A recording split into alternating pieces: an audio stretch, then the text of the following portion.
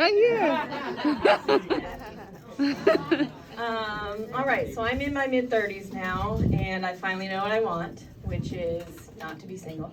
But I'm looking for a guy who's like emotionally mature, somebody who really wants to be my partner. I'm only attracted to men who look like they want me to make them a sandwich. I'm looking for a guy who definitely doesn't want to make America great again, but who looks like you could guess where he was on January 6th. You know anyone.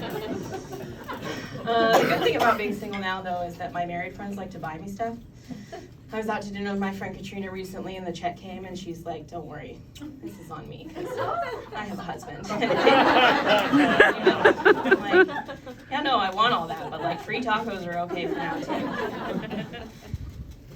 And I've been single for a while, but wanting a relationship is new for me, so I have to do things differently now when I'm meeting new people, like listen and not ignore red flags and have standards. But I'm on the apps, which is the worst, because people say one thing on there and they mean something else entirely. They'll say stuff like, looking for someone who's active. They mean like, don't be fat. Or I drink socially, which means I still do cocaine. My favorite, which is I'm an entrepreneur, which means I still do cocaine. And I suck at the apps. I text like a dude. I do a lot of like, haha, thumbs up, and you can't do that when you're trying to get to know people. And then they come at you with all those like really personal and invasive questions. Like, how are you? How dare you? How are you feeling? At my fucking limit, Jake. What are you reading? Like, oh God, just ask me for my nudes already. I can't take all these questions. And every dude on there, is like, must love dogs. I'm a dog dad. Here's 70 pictures of me and my dog. And I don't like dogs. I know. But you want to know what's worse than not liking dogs? Nothing. I could hate babies, I could hate people, I could murder people, and you all would still think not liking dogs is my red flag. Got to know myself really well the last few years, but I'm still learning things. I recently learned I have ADHD. I learned I can't have coffee. I learned that I'm broke. Also recently learned that I cannot handle the pressure of people knowing my location all of the time.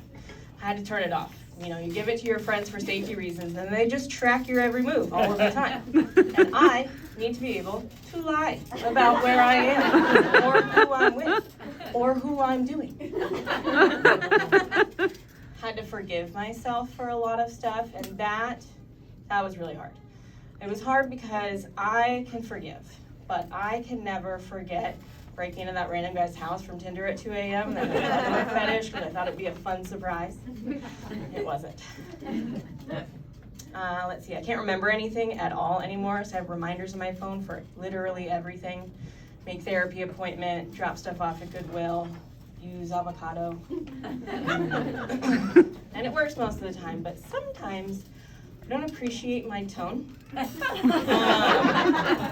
hate being told what to do, so I literally have to word these to myself as a suggestion. If I write use avocado, I'll see it and be like, fuck you, Sarah, what if I don't want to use the avocado? Why don't you just wait till you want an avocado and then go to the grocery store and stop being so fucking lazy? But if it's use avocado, question mark, then I'm like, yeah, no, I could have some tacos.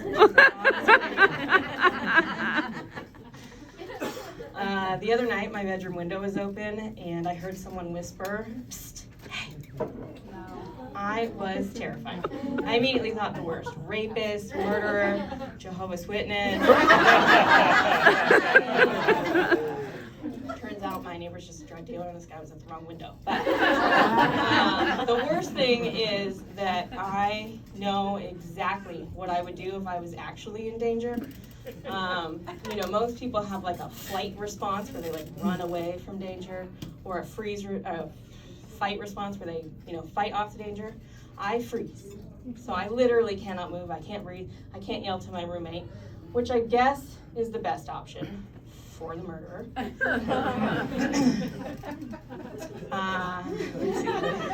My roommate does this thing. She likes to pause the TV while we're watching to tell me things. And it drives me crazy because when I'm watching TV, I am fully checked out of reality, fully checked into the show, and fully do not give a fuck what you have to say.